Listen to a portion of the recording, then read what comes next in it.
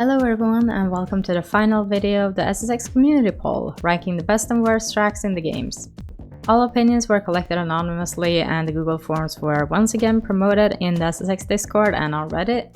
The goal with the forums were to gather as many opinions as possible, and we'll now look at SSX 2012, which used a different format compared to the other games. Since there are over 100 tracks in the game, we decided to rank regions instead of the tracks themselves. The Survivor events were also in their own question category in case people liked the region but disliked the Survivor events on the region. The Survivor events used were also the ones from the World Tour and not Explore mode. I also did not allow DLC regions as a choice because not everyone might have played those, and instead they are available as options in the bonus questions. To rank the regions, the same point system as always was used, meaning 3 points for first place region and 2 points for second place region, and then -3 points for the worst region and -2 points for the second worst region. As always, I gave priority to the lengthier comments, so someone who ranked the best region as the second best might be featured. And for the last time, the disclaimer is that I did vote in all the polls, but my opinions are omitted from the video, so if you're curious, they'll be in the description, and you'll also find them in the spreadsheet.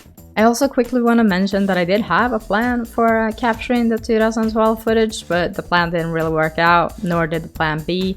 So we're gonna have a video that has no gameplay audio, and we're also not gonna have Mount Eddie featured in the footage, just so you know.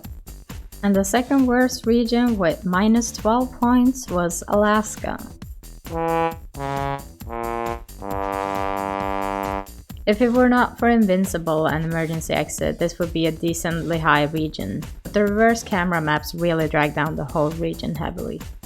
Again, it pays me to pick a region because I love all of them, but the camera angles on some of the tracks in Alaska annoy me. Reverse cam maps is all the ass condensed into one atomic unit of distance measurement and then patted down with more ass for good measure.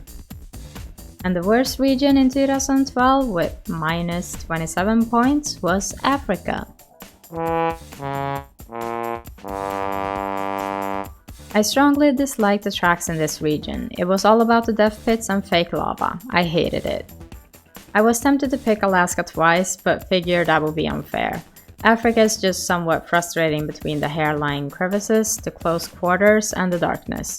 Doesn't seem very conducive to a snowboarding game, or maybe they could have implemented it better.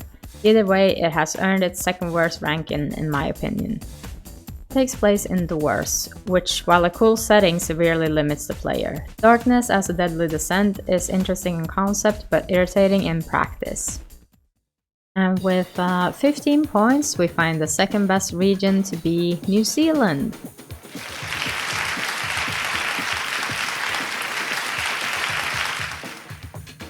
Amazing region, good tricky tracks and good racer tracks, and deadly descent wasn't that hard on them. Solid tracks all around for both race and freestyle, above average descent, fewer pits than most regions. Drops are easy to learn for new players and fun to master for experienced ones. Not many places to die and the terrain isn't too difficult. At 24 points, we find Himalayas.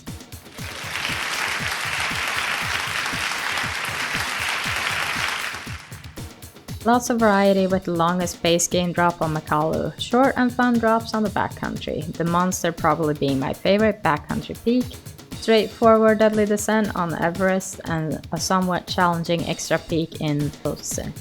There's something for everyone, and although some things are well done in my opinion, as such I can't think of a more suitable region to get number 1.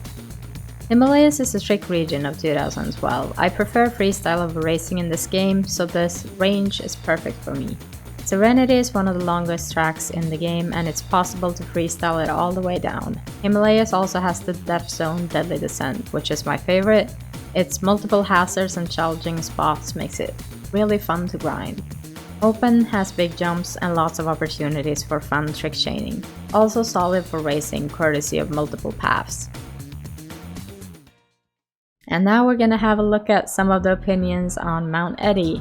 Mount Eddie is a decent mountain, although it has a heavy trick focus. If it had more racing path, it would probably be my favorite, to be honest. What they should have done from the beginning, except for the realistic snowboarding part. Not a fan. No survival events, and the gold medal ticket score on Throw with the Flow is borderline ridiculous. Yes, it can be done, but only a near flawless run or by a ticket expert, or both. 4 out of 14 would have picked Mount Eddie as their favorite region if they could. I did not include such a question on Mount Fuji because I did not think that many people would have it as their favorite.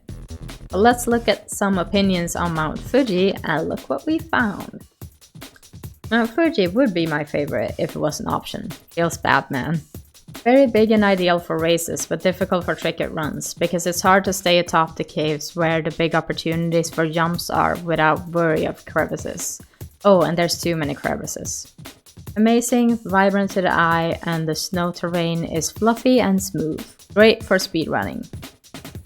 Alright, so those were the opinions of SSX 2012. In the description you will find a link to this master sheet that you can see on screen right now, which will detail all the opinions and all the votes and all the calculations, and of course it will also include SSX On Tour and SSX Blur. And for SSX On Tour and SSX Blur, I mostly just listed what the best and worst were, because we didn't really get enough voters to be able to decipher much of anything. But if you're curious about what people thought, the opinions will still be there. So thanks everyone for watching this little video series on the SSX Community Polls, and I'll see you next time. Peace out!